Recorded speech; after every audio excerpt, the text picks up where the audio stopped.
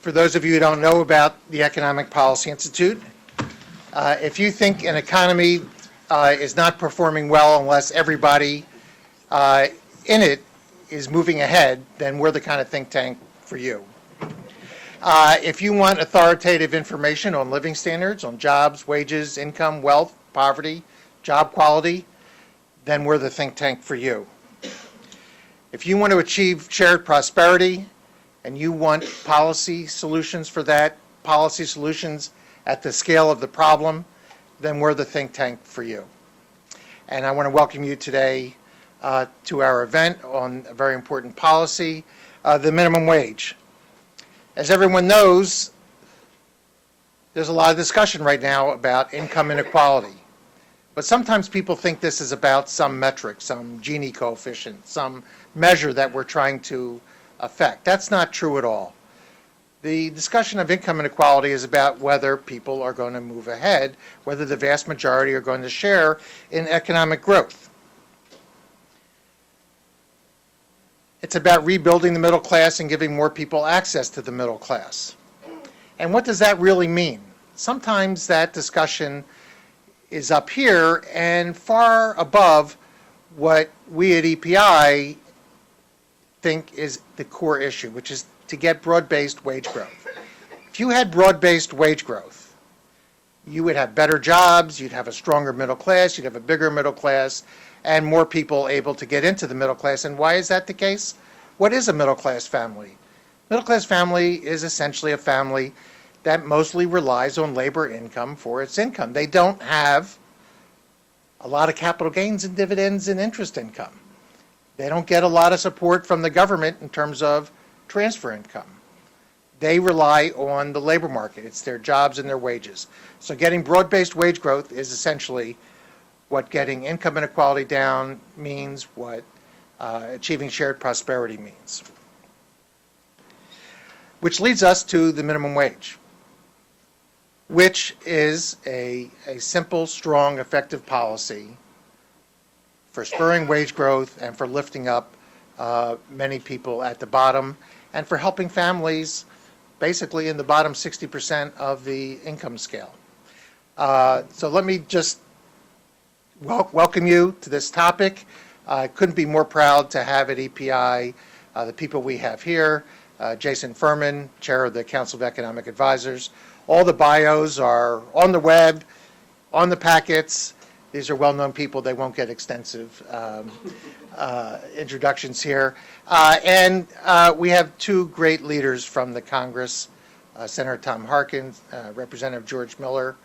I guess today we can say that both of those are great leaders who unfortunately won't be with us in the next Congress, but they are great leaders on all the issues that we at EPI care deeply about, and nothing would happen,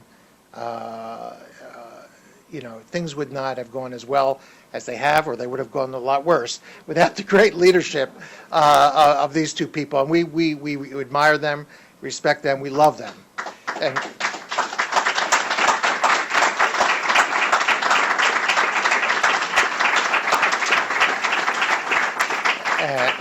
really proud to have them here at the Economic Policy Institute. So today's, we're going to first start off with Jason, who's going to present us some of the facts of the case, and then we'll have Senator Harkin and Representative Miller talk. All yours, Jason. Thanks for coming. Thank you so much for hosting me here. And the Economic Policy Institute just makes such an extraordinary contribution to our economic dialogue and to economic policy making in this country. And just looking up at that letter that you have and just the decades worth of letters on minimum wage, it's where the best economists in the country turn to, both as an outlet to get their ideas out and as a way to organize their support of these issues. And I think the fact that you see such a broad-based list of economists there means that a lot of what I'm going to go through with you today in terms of the economic case for raising the minimum wage is really mainstream and increasingly the consensus view of the economics profession. I think Larry probably had the view well in advance of it being the mainstream and consensus of the economics profession. We at And- EPI say we're upstream. What we say now is what the mainstream will say later. Fair enough. The other thing about that list is, as impressive as it is intellectually, none of them have a vote in the House and the Senate. None of them can make anything happen. Fortunately, we have Senator Harkin and Congressman Miller, who have championed this issue for just as long or longer than anyone else has, and are really going to be the reason that it's going to happen. So wanted to start out by just putting a little bit of historical context on the minimum wage and showing you what I think is the single most striking fact about the minimum wage right now, which is that it is below where it was in inflation-adjusted terms in 1950.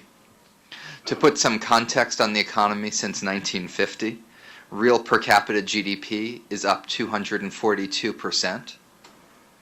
Real hourly wages are up 65%, which is disappointingly small given that GDP growth, and that's another story, although not an entirely unrelated story.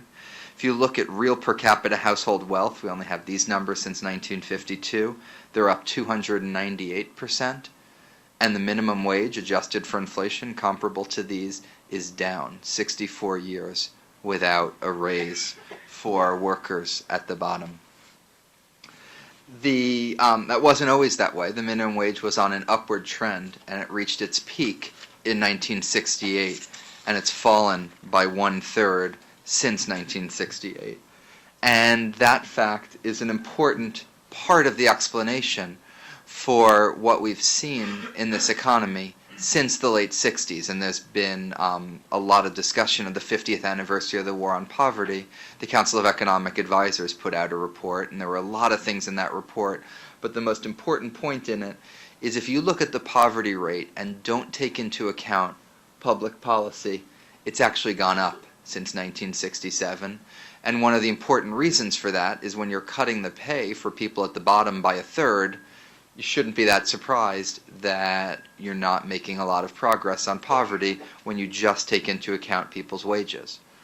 The war on poverty, of course, was about a lot of things, including expanding assistance to low-income households, better things that came out of the war on poverty eventually, not initially, better rewarding work through things like the Earned Income Tax Credit, nutrition assistance. When you take all of that into account, we have made an immense amounts of progress on poverty, and that's why it's so important to make sure that we're doing things like extending emergency unemployment insurance, defending a robust nutrition assistance, making permanent a lot of the tax credits we've gotten for the Earned Income Tax Credit and the Child Tax Credit. But to really make a lot more progress and to continue to make progress on poverty, we're going to need to raise wages, and to raise wages for all workers, and one of the important tools we have to help make that happen is raising the minimum wage. The minimum wage doesn't just matter for poverty, it matters for what President Obama has called the defining issue of our time, which is inequality. This graph shows you, there's a lot of dimensions of inequality. This shows you the ratio of women's wages at the 50th percentile to the 10th percentile. That very closely tracks the value of the minimum wage, and there have been a range of studies which have found that as much as 1/3 to 1/2 of increases in certain types of inequality has been due to the erosion in the value of the minimum wage. Inequality, of course, is a much bigger phenomenon. There's a set of issues very concentrated at the top related to the middle. There's a lot of causes of inequality, but this is one of the important ones, especially for inequality at the bottom. Returning again to poverty, we're now in a place where somebody works full-time, year-round, and makes the minimum wage, they're going to be paid $14,500. You add the tax credits they get to that, and they're still raising their family below the poverty line.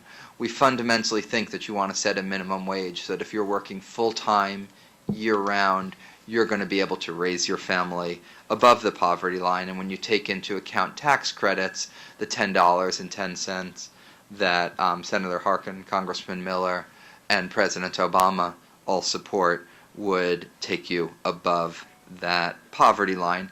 It would lift 1.6 million people out of poverty, and if you look in total, 8.8 million people in poverty would see their wages go up. Federal level has often been a way to encourage states to raise their minimum wages, and that what they do in turn encourages us. There's 21 states in DC that have higher minimum wages. A lot of states are now indexing to inflation, and one of the encouraging developments in the past year is that we've seen 4 states pass legislation to raise their minimum wages, and we'd like to see more states doing that in 2014. There's no reason that anyone needs to wait for Washington to do this. Minimum wage disproportionately benefits women, although it benefits an awful lot of men. It's very focused at about half of the benefits go to low and moderate income families. The fact that a third of the benefits go to families between 35 and 75,000, I don't think is a defect in the policy. I think it's one of the strengths in the policy. Those are families that may have a secondary earner working part-time, full-time at the minimum wage. They need a raise too. And above 75,000, that's where a minority of the benefits go, but many of those families also could use a raise in this economy. It goes to a wide spectrum of ages. Only a small amount of it goes to teenagers, and it goes to a diverse set of families, a lot of them with children. In terms of the case overall on its impact on our economy and jobs, one thing just to put it in context is we're among the lowest of countries that are as rich as the United States is. Even with $10.10 an hour, we would still be relatively low compared to many of our peer countries. This is not something that in the historical perspective for the United States would be particularly high. And international, it's very manageable. And finally, wanted to end on a slide that summarizes the research effort that John Schmidt put together. And from Steve, are you here? Sorry. He's right there. Okay, excellent. Thank you, John. We show the slide everywhere we go. This shows the range of studies on minimum wage that have been conducted and the impact they have on employment. Some find a negative effect, some find a positive effect. The vast bulk find zero effect, and that's why John correctly summarized it as no evidence of a meaningful adverse employment effect. And just a small thing about the economics profession, my guess is a bunch of people found regressions that found plus 15, plus 20. They decided that was crazy, so they kept that paper in a desk drawer, and it never got published. So the publication bias itself is likely to skew those studies in a negative direction. Even with that publication bias, you still see essentially zero in a meta-analysis. So, and that's the micro-labor market economics of it. If you look more broadly, increasing the purchasing power of workers in an economy like the one we have today will, at least in the short run, provide a boost to aggregate demand and potentially help create more jobs. So in summary, this is long overdue, arguably 64 years overdue, to get to where we need to go. Matters a lot for poverty, matters a lot for inequality. A lot of the myths about who it goes to are wrong. A lot of the benefits are very tangible and very large, and it's something we need to do.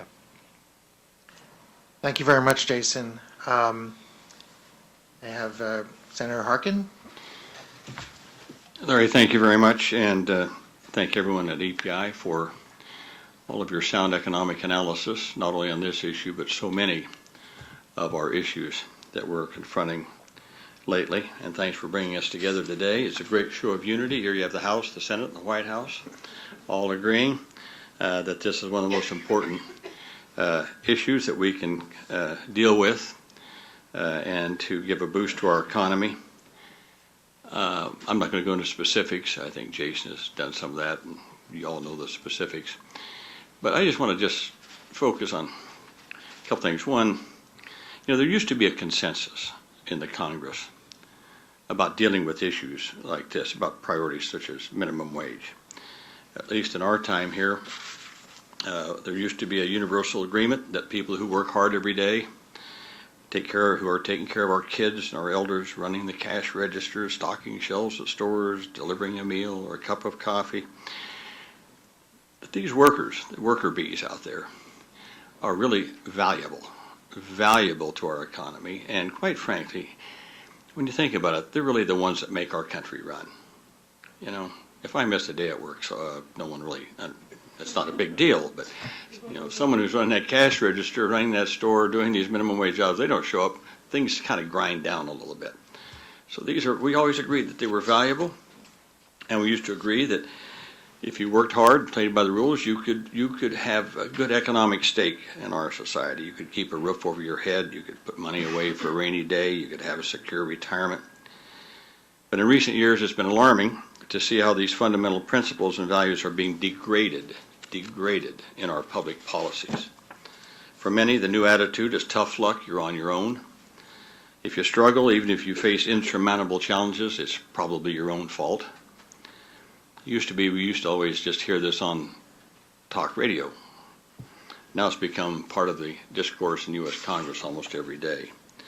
We hear how minimum wage workers don't deserve a fair wage because they're not worth $10.10 an hour.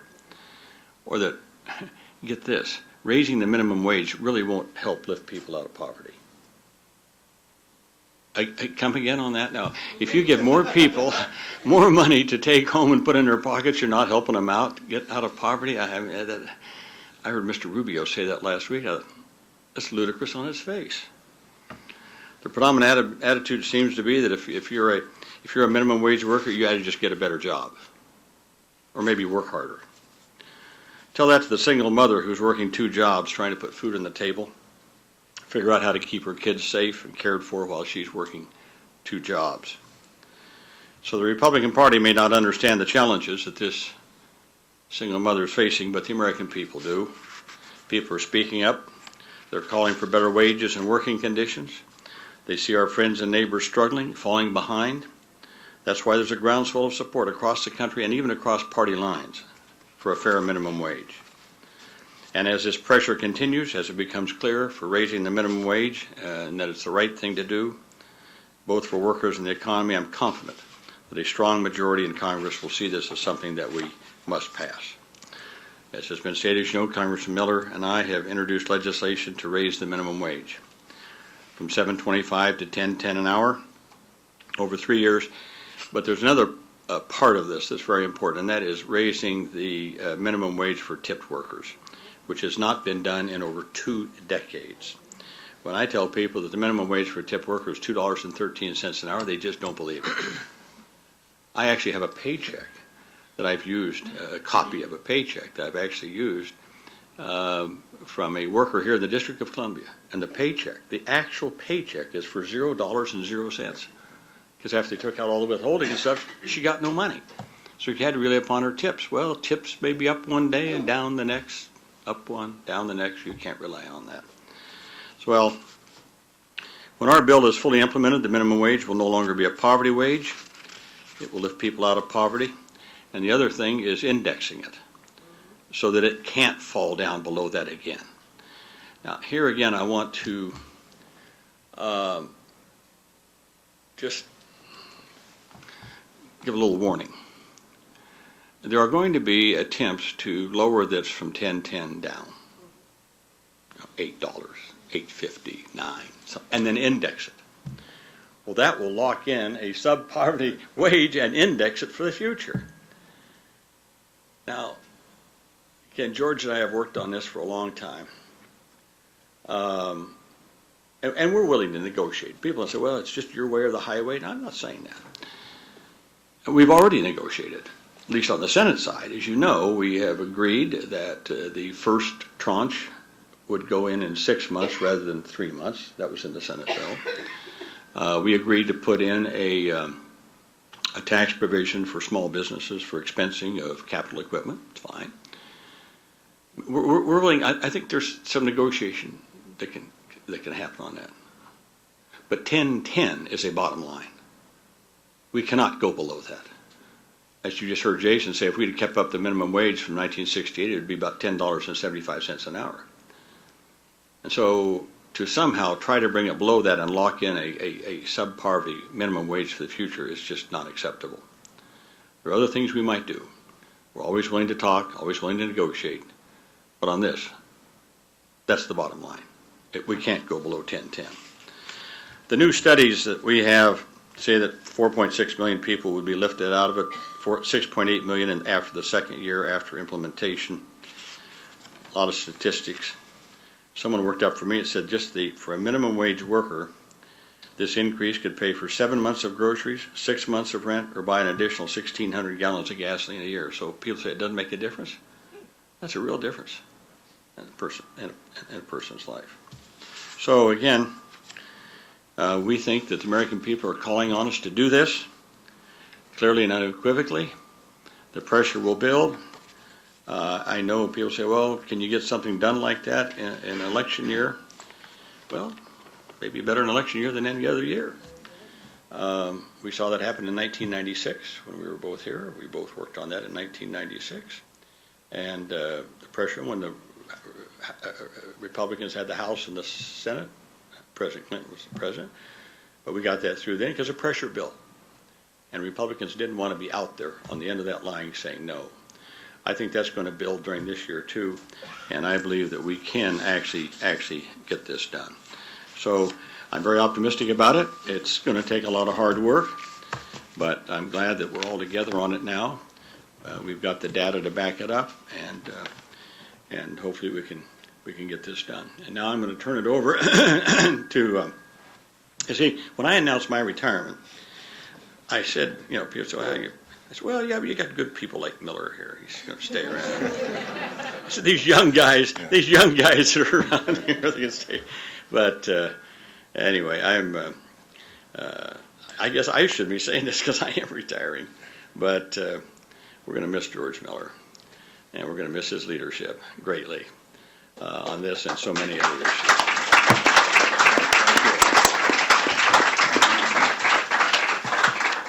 Tom, thank you very much, and thank you for those nice comments. I didn't want to miss you, so I thought I'd go with you. But it's a little bit like the fairy tale of Billy Goat Gruff, No, you don't want me, you want my brother, He's got much more meat on him. But I'm going to miss the Congress, and I'm certainly going to miss all the people in this room who are stalwarts in progressive politics. But I'm delighted to be here this morning. I thank EPI for pulling this forum together, for pulling the economists together to really change the debate that most people believe is still stuck in a time 15, 20 years ago when they were able to present the idea that an increase in the minimum wage was a hostile act against the economy of the United States of America. I think these economists have proved, the studies have proved that just is no longer borne out. That's rhetoric.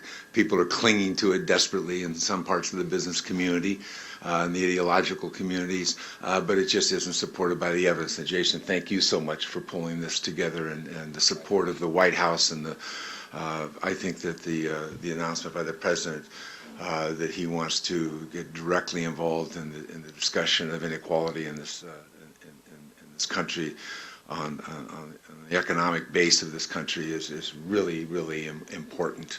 I think it sets the stage for a broader consideration by the American public of what exactly we're talking about with an increase in the minimum wage. You've heard the reasons, you see the charts, you've looked at the studies, and it becomes pretty clear. I think what's different this time in terms of getting our votes and getting us to the president's desk for his signature, that the scars of the last recession have changed a lot of thinking in the American public. There's people who are working at $15 and $20 an hour. There's people who are earning $75,000, $80,000, $90,000 a year, and they look at somebody who's making a minimum wage, and they just don't know how in the hell they can even exist. And I hear it all the time in my district. I represent a pretty good cross-section of the California economy, and I hear people who are earning many times the minimum wage just say, I don't know how people could do it. How could you can't live on this. And that's the point. They can't live on that. They can't contribute to the economy of their community. And this is why governors and mayors and others are thinking, if I'm going to have a vibrant community in my city or in my state, and I want economic growth, somehow we have to get more money onto Main Street. And poor people don't put a lot of money into Main Street. And I think people now recognize that the minimum wage is one of the tools that we have to use. And the idea that you still need to survive in your business a wage based upon 1950 wages, that this is your business plan. In 2014, your business plan is you're going to continue to pay 1950 wages. That's a hell of a deal if you can get away with it. But you shouldn't be able to get away with it because you're just visiting poverty and problems for those workers, and in many instances for their families, and certainly in most of these families for their children. And so this becomes an imperative that we have to do this as a nation. There's no other way to lift it up. Jason put out the chart that shows you take the combination of the benefits and the wages, and you don't get above the poverty line. The fact of the matter is, most of the people who oppose the minimum wage also oppose the benefits. That's why the benefits aren't there today. So they don't want to help people who can't earn a sufficient wage to support themselves, who go to work every day, bust their tail to provide services or product or whatever to the community. They don't want to help lift them up with additional benefits, but they won't help them with the wages. Talk about putting people in a trip box here where they can't get out of it, even though they get up every morning and go and do that job. And a lot of times, when you're walking through your community, you'll see people doing jobs, and you might say a little prayer, thank God I don't have that job, because that's a tough, difficult, dirty job. And yet, there's some suggestion by the opponents of increasing the minimum wage that those people must remain at those 1950 wages. Some people talk about, as Jason pointed out, the 1968 wages. That's sufficient for your son and daughter? That's sufficient for your spouse? I don't think so. And that's what I think people now recognize. Because their wage isn't a great wage today. But you have a combination of those who won't help them out with governmental assistance to keep them above poverty. And you have those in the corporate world, and some of the largest corporations in the world, that just decided they were going to take more. They're just going to take more for themselves, for the shareholders, for the founders, however they divvy it up in there, and they're just going to continue to take more and not help out the people that allow them to be rich through their hard work. They've assembled enough poor workers to make themselves rich. So this isn't just an economic argument. This is an opportunity, and I think what's happening, and I see the debate, this is taking place in many cities in California and in the state of California. You see the debate in the community, a recognition that this is really about our community. This is about what are the resources going to be? What are the services that people are going to buy? When we did the minimum wage in 2007, Walmart supported it and said because their customers didn't have enough money to buy the necessities. This year they don't know. They don't know. And then you see their competitors in the same business saying, we want to invest in our workers because we're interested in worker retention. We want a talented workforce, so when you come into that store, you get services, you get answers to your questions, you get information you need, and that'll make you a better consumer. The end all in America, making a better consumer. And that's why I think we're at the right place at the right time. But to be here also with this dramatic showing of the underlying data of that this is not a hostile act against the economy. This is, in fact, a reinforcement of the American ideal that you work hard, you get a livable wage. And our ability to index this wage, our ability to start out at $10.10, we cannot put into law a permanent sub-minimum wage. That cannot be the hallmark of the American economy, that's how we're going to go forward in this great international competition. We're going to bring our sub-minimum wage workers to the effort. That's just not, it's not fair to them, and it's just cannot be the right answer for a dynamic American economy. So I want to thank EPA. I want to thank my Senate sponsor, Tom Harkin, and the White House, Jason. Thank the president. I've thanked him. I wish to thank him again. I think this is a critical battle that has to be engaged in on a daily basis if we're going to get this country right side up with a fair sharing of the wages, with a fair sharing of the wealth in this country, so families can thrive, not simply exist. Thank you. Good enough. Very good. Well, thank you very much for that. I guess Senator Harkin, well, everyone has referred already to this letter, which I failed to mention at the beginning. We are releasing today some of the top line names, not all the names, of a letter written by economists to the Congress and the President urging a 10-10 minimum wage. This letter got the support of 7 Nobel laureates in economics, 8 former presidents of the American Economic Association, and all of my staff. I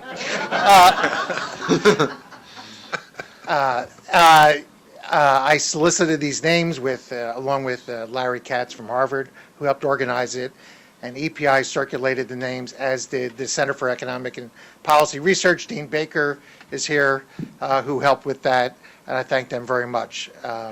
I also want to shout out NELP, Judy Conti, National Employment Law Project, which takes the lead in coordinating advocacy on behalf of a minimum wage. So I urge people to go read the letter, read the names. All the economists watching live on over the internet or on C-SPAN later, go to the website and sign up too. You have to have a PhD in economics to sign. And it is remarkable. I mean, in the late 1980s, I recall the New York Times editorial board being against a higher minimum wage. Economists tended to think that many economists, not all, we're not all that enthusiastic about the minimum wage. But there's been a sea change of views. And I think most epitomized by, I approached the Nobel laureates, and one said, I don't really sign statements, but for this, I'm going to make an exception. Mm. And that's pretty unusual. And that was not a labor market economist. This was someone who does other types of research. But he wanted to express his support and lend his authority to this effort. So we want to now open it up for some questions from the media. Any first journalists, and then we're going to have other questions. So are there, how do we want to do this, Christian? Have people lined up, it's going to be a little simpler so that you can proceed a little Okay. bit efficiently. Okay, anyone from the press who wants to ask a question? Well, let me start off with a question first, just to warm it up. And I think the big question, and this is for our friends from Congress here. People have noted that the House of Representatives leadership might not be so friendly to this. At the same time, we recall after the Gingrich Revolution, there was a rise, a minimum wage increase in the House, and there was an increase in the minimum wage under President George W. Bush. So would you care to address what is the path forward for 10-10? I think that's what inquiring minds want to know. Mm-hmm. Well, I think the path forward is to get to a place where you can get a vote. And that may be more than one vote. We've had some experience with this. But I think between now and the end of this session of the Congress, there will be a majority of members of the House, Republicans and Democrats, that will support the minimum wage.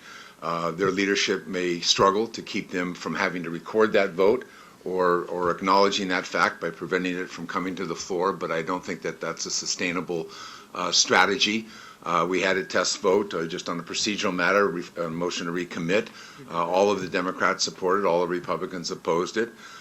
Just in that short time since that vote, Republicans have been suggesting that maybe there's a way that they could support this. They would like to support it. Some individuals have come out and said if there was a vote that they would support it. So I think that's part of the process. The Senate obviously is struggling with trying to get a vote, I think, in the next few weeks. And hopefully they will. I don't know whether that will be successful or not, but at the end of the day, I do not think you're going to ask your caucus to take into that election the killing of the minimum wage in this economic situation that people have. You know, as I pointed out about the impacts of the recession, there's a lot of families who have minimum wage workers in them, who also have college degrees and also have different aspirations and never thought they would be there, and they come home at night and they explain what it means to work on the minimum wage. And the family starts to see that. So I think if you want to continue to burn your brand, stay opposed to the minimum wage, because you're going to burn it with a big cross-section of middle America that now understands this issue maybe in a fashion which they haven't understood in the last 25 or 30 years because of the general downward pressure on wages and the experiences of families that don't quite meet with where they thought they were going to be just a few years ago. So I'll take the politics on this side. Senator Reid has agreed that right now we're in this week. Then there's a week break. This week we're doing the omnibus, which is interesting. We got that done. We're trying to get unemployment compensation through, obviously this week also. Then a break, and then so assuming those are taken care of, it's our intention to bring up our minimum wage bill, sometime soon after we get back from next week's break. Now, whether or not we get the 60 votes or not, I don't know, but we'll try and we'll see. And if we don't get it on the first round, well, then we'll come back and try it again.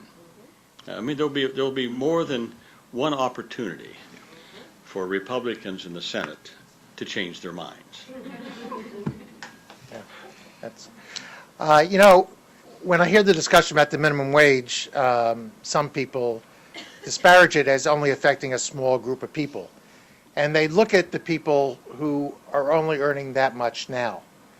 In fact, you need to be looking at the number of people that would be affected by the increase up to 1010 directly. That's right. You know, plus those above that. There's lots of good research that shows that when you raise the minimum wage, people with wages above that level get a bump up too.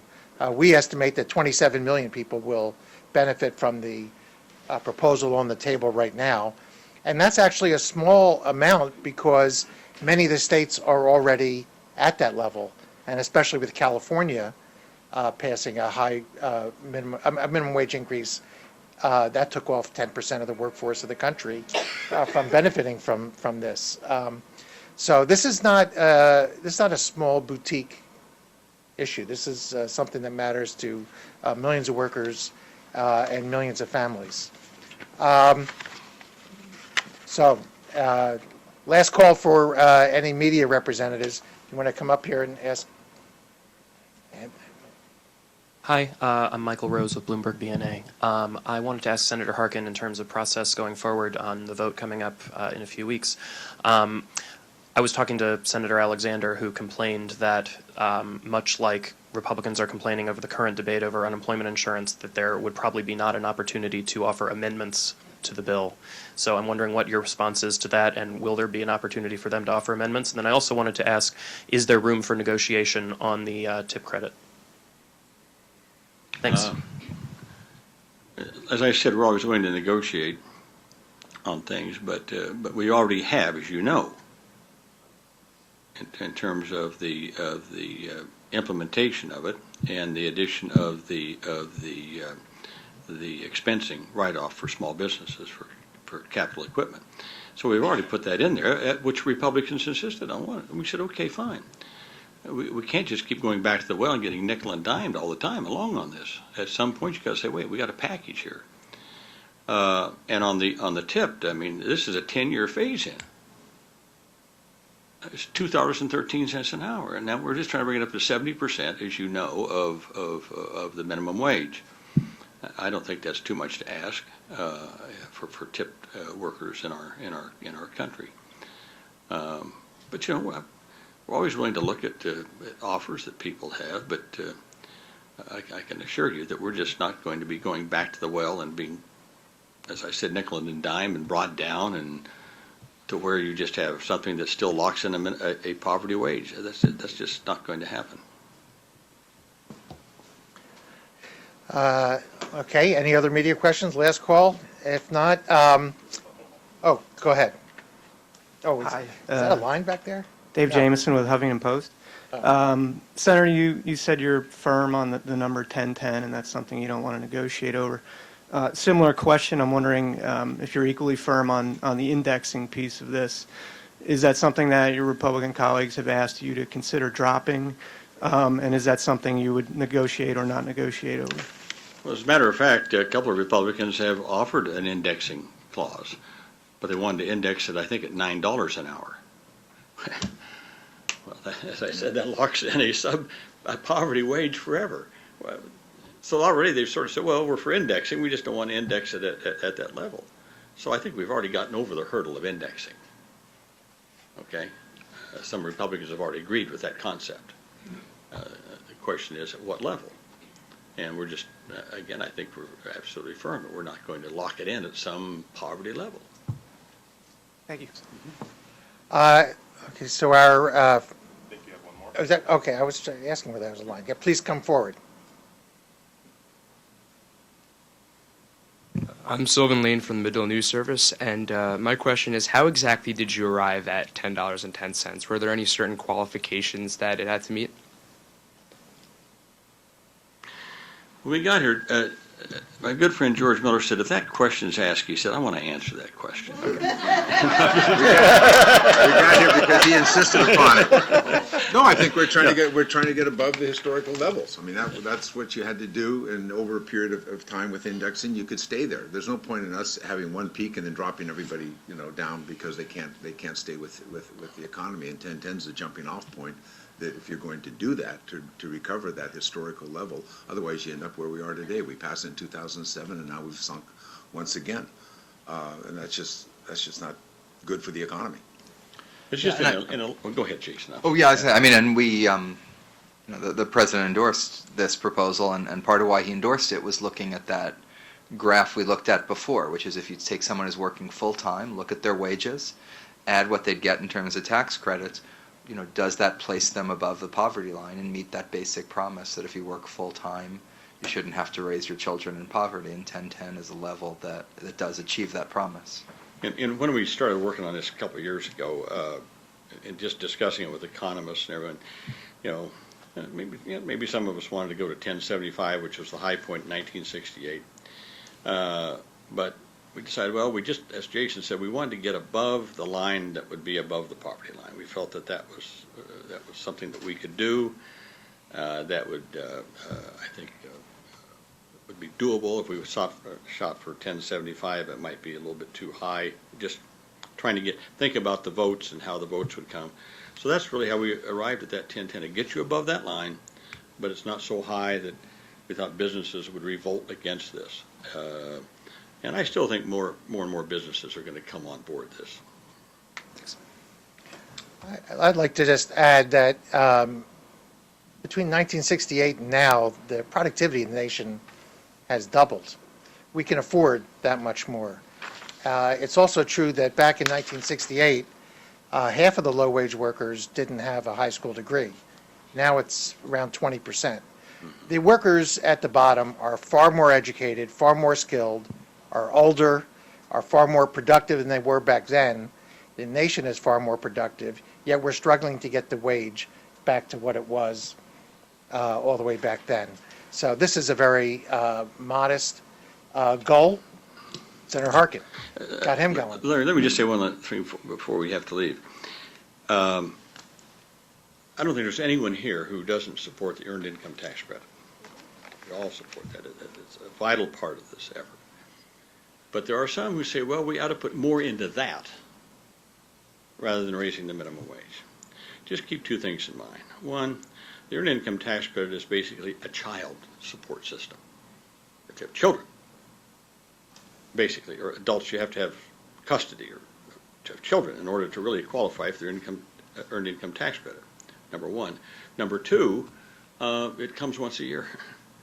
And people have to live week to week, month to month. And so while the Earned Income Tax Credit is a part of this, I'm very supportive of it, it can't be the whole thing for those two reasons. Let me ask Representative Ellison for a question. Representative Ellison is not only my boss, he serves on my board, he's also a great champion of the minimum wage and a co-chair of the Congressional Progressive Caucus in the House of Representatives. Yeah, thank you all for your excellent presentation. So important. My question is this, Mr. Furman. There are about 2 million people who work for federal contractors right now who are making low wage workers in places like people, they don't work directly for the federal government, but they work for the contractors who have contracts with the federal government. What's the prospects for an executive order or some executive action to help these workers? I mean, these are folks who are frying the chicken and cleaning up at the Reagan building. They're working at the Union Station. They've been protesting. They've been on strike even, and I think in the outside of legislative action, what can the executive do to help these folks out? Mm-hmm. So thank you for the question. And there's no doubt that the biggest thing we could do is something legislative. Larry put the number at, I think, 27 million people. We estimate it's 18 million direct, and you have 11 million indirect. Above the minimum wage is a very reasonable estimate. So I think the biggest question that we should all be asking ourselves is what's the best way to advance and get to that goal, because that's where we want to get to ultimately, is everyone having that floor, that poverty floor, with then the other things on top of that. And that's the question that we are asking ourselves, is how can we best advance this effort? How can we make sure that this happens? How can we make sure that there's no one in this country that's paid less than $10.10 an hour? Okay. Any questions from the audience? Want to move to the mic, please? Maybe we can get a few people lined up. And please state who you are and ask your question. Hello, my name is Alicia Saratani. I work with Executive Intelligence Review magazine. First, I'd just like to thank the two of you for your support on Glass-Steagall. It will be missed. Thank you, Mr. Ellison, Congressman Ellison. The good news is we're getting a few more Republicans on board, but you two will be sorely missed. My question, though, I want to pose sort of a devil's advocate question to you. And in an economy that is, for the last 30 years, have put a premium on financial services, really at the expense of manufacturing, blue-collar jobs, what if the problem with minimum wage isn't, the allocating of money, if we all would like to believe that economy is more than just moving money around? What if the problem with minimum wage is that we don't have the quality of jobs and employment to make the system work? And we can change the minimum wage all we want, but if we don't have that sort of critical mass of quality work that's actually improving the economy and not moving money around, maybe this is just squaring of the circle. So I wanted to pose that as sort of a devil's advocate to you. Why don't we take the next question, too, so people can respond to both, or take the next few. Don Mathis, Community Action Partnership. Thank you all for a great morning. Former Congressman Jim Jones was on C-SPAN the other day, and he responded to the question about why so many members of Congress are just so, I think he used the word degrading and scapegoating and angry about the poor. And Congressman Jones' response, he's with the LBJ Foundation now, was that because so many in Congress have never walked in their shoes or experienced that kind of hardship or seen it firsthand. I'm wondering if you think there's any way that that kind of mindset could penetrate some of the more vocal critics, and whether you agree with Congressman Jones and there's anything we could do as advocates to help get that mindset changed. Let's have your question, too, and then thank you. Good morning. Mark Cebulski, Great Teaching LLC. First, I'd like to salute the two members of Congress here on behalf of educators and kids and schools, about how much they've done over their careers. Gentlemen, thank you so very much. Thank you. Let me play the devil's advocate for just a The second. devil's advocates here. Where's the devil? Outside.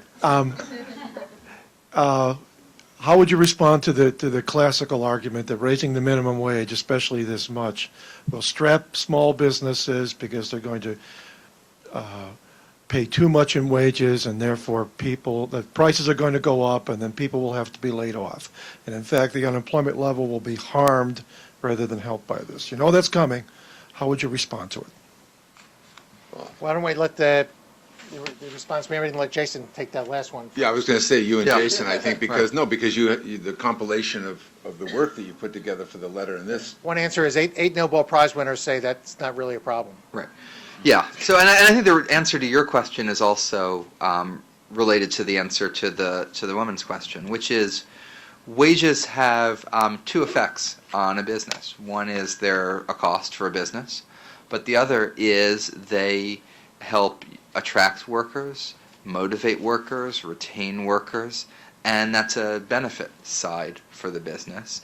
And what a range of economic studies have found is that these two roughly equal out, so that when you look at the pure labor economics of it, there's no meaningful, evidence of an adverse impact on employment.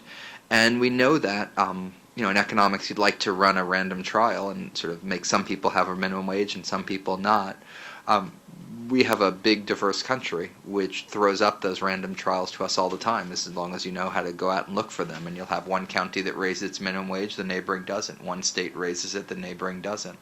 Originally, Alan Kruger and David Card looked at two sets of counties, one on the border in New Jersey, one on the border in Pennsylvania, and observed this. Now people have gone back and looked at hundreds of these pairs of counties or states, and you just don't see employment growing more slowly in the one that raised the minimum wage than the one that didn't. And economists interpret that as all of those productivity effects offsetting anything on the cost side. And I think that helps answer the woman's question too, which is we choose the type of jobs we have in this country. And we could choose to go a lower wage, lower productivity route, or we could choose to go a higher wage, higher productivity route. This legislation is about making that second choice, and it's one that our workers are educated enough for. We have more than enough technological infrastructure and equipment for. Our economy can certainly support that choice. We just need to be making that choice. Okay, Representative Miller, do you want to take Well, it on the back? other one, obviously, I would hope that the goal of the Congress and of the country is to create better jobs and more of them. I think we have some opportunities now. One, because of the change in the energy situation in this country. We see, in fact, direct foreign investment being made in America in manufacturing related to energy. And I think that's important. I think that Congress could do its share with just to have an investment portfolio for this nation that I think is widely agreed upon, but will not happen in this Congress. I think in the negotiations on the appropriations bill that will be coming, the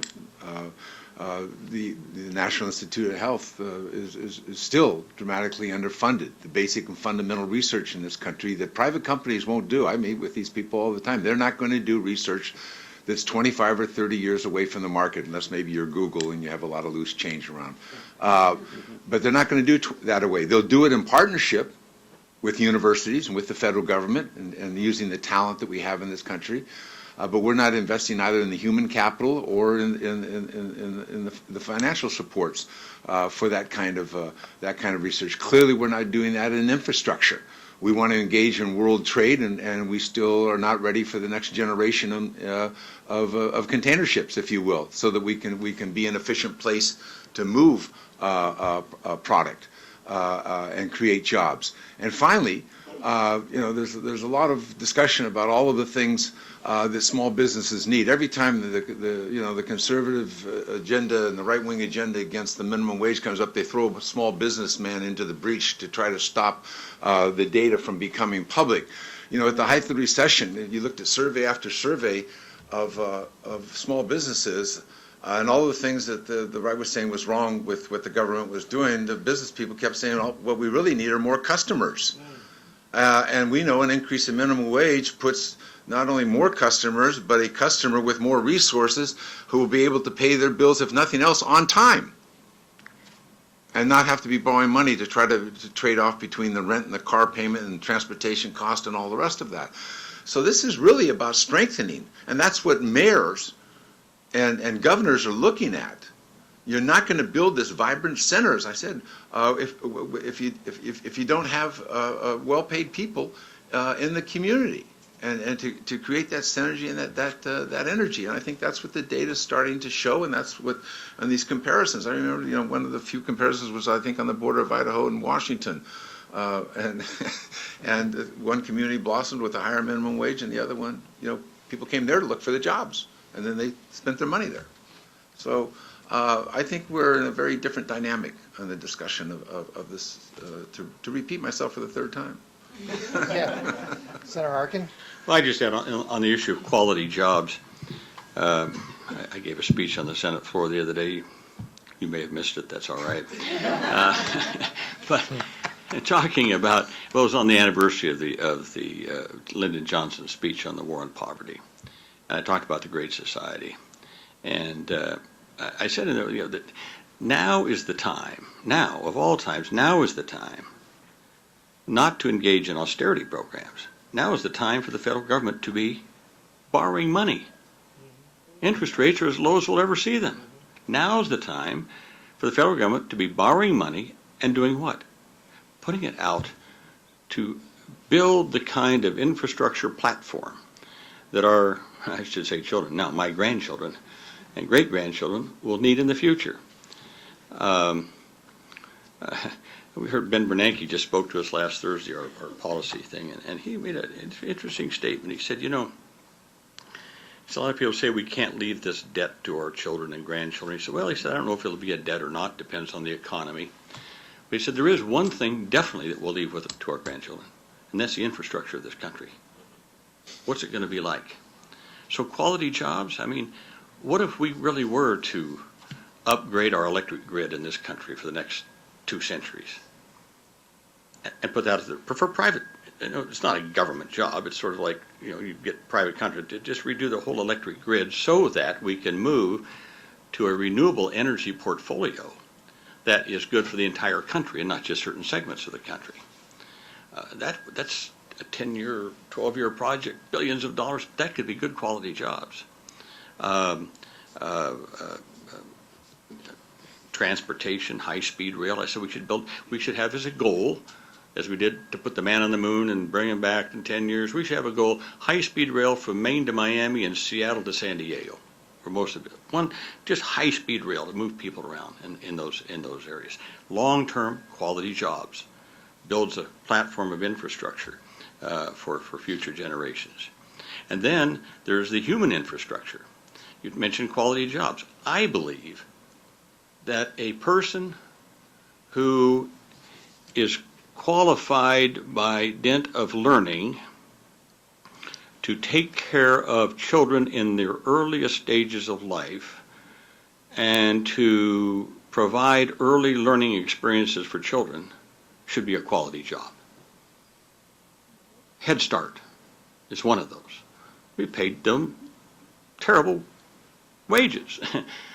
That should be upgraded. That should be a quality job in our society for taking care of kids or taking care of elderly people. Those should be quality jobs that pay decent wages, that have good retirement systems in it. So, there's a lot of quality jobs we could do if we just get off our duffs and forget about this whole austerity thing. We've got to keep grinding things down. There's education. George mentioned just biomedical research.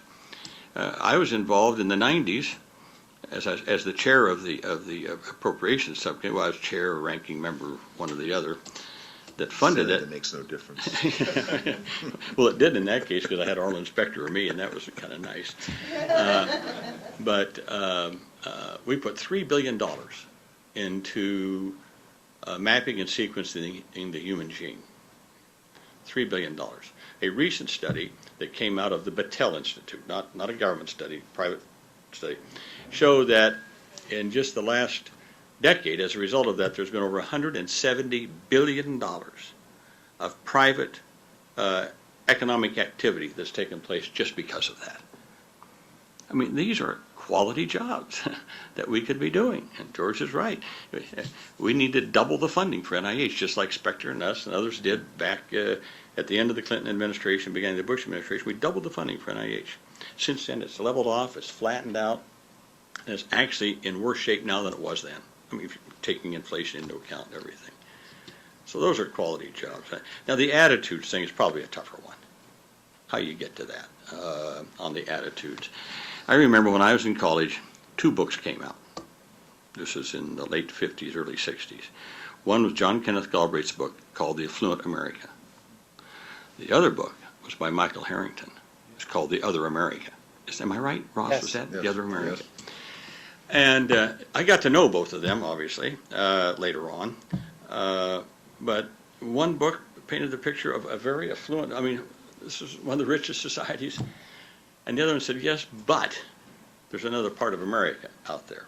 And so, of course, Galbraith was basically pointing out that this needs to be done. We need to shift some of our emphasis. In fact, I have a letter in my file from John Kenneth Galbraith to Lyndon Johnson about the war on poverty and what needs to be done. It's very interesting, by the way, moving towards Harrington's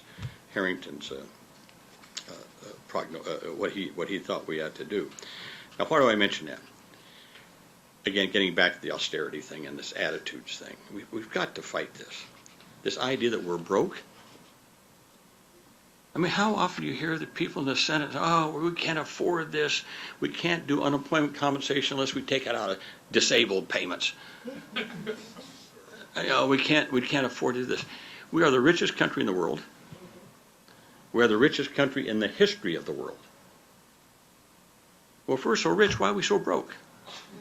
You know, you got to start asking these questions. If we're so rich, why are we so broke? Why can't we afford to do these things? Because it's the misallocation of capital. And that capital has to be reallocated. And so I don't know if a better answer on the attitudes. I said once, jokingly, that talk radio show hosts should start broadcasting from project houses, from homeless shelters, and go out there and start getting those people on the talk radio, and let people start hearing what their lives are like. Did any of you read that 4 or 5 part series in the New York Times about that little homeless girl? That's what people have got to start understanding. What's happening in this country to poor people and how they struggle. Someone said, well, I remember, someone said, well, I'd hate to pick on Rubio, but why not? And in a speech he gave last week, he said, one of the biggest things, JC said, one of the best things to get people out of poverty is not a government, and it's not a government program, it's called marriage. Okay. Did you read that story about that little girl in the New York Times? Her parents were married. They were married, but they were dysfunctional. They were dysfunctional parents. And so what do we say? Well, because they're dysfunctional, we just let the kids go. That's not America. That's not the kind of America that I was brought up to believe in. That, I have a history in this, and we all do, but we've just got to start getting some of these esoteric arguments. I remember Dale Bumpers used to always say, let's get the argument down out of the hay mow where the cows can actually eat the hay. I don't know what he meant by that, but it was one of those Arkansas things or something like that. But I think what he meant was, we get these get those esoteric arguments and stuff. We got to start putting this in real human terms as to what's happening to people out there. And the more that we do that, and the more that we do this in our campaigns, I think we can begin to shift these attitudes that people are using. It's a harshness. I said the other day, I'm going to end on this, but I've been saying lately there's a harshness that has crept into our political debates. It's just kind of a harshness, being hard on people, and especially hard on people that don't have anything. Hard on people that are at the bottom rung of the ladder. It's not befitting a great nation. And we've got to attack it and just point out that's what it is. It's a harsh attitude, and I think most people in our country don't want to be harsh. They want to be a little bit more kind, a little bit more loving, a little bit more generous, more understanding that people have tough lives, sometimes through no fault of their own, and they need society to respond in a way that helps them be a part of the American dream. That sounds like a good way to end it. Well, thank you very much. Thank you all for coming. Stay in touch, www.epi.org. Jason, thank you. Thanks for being on the inner circle.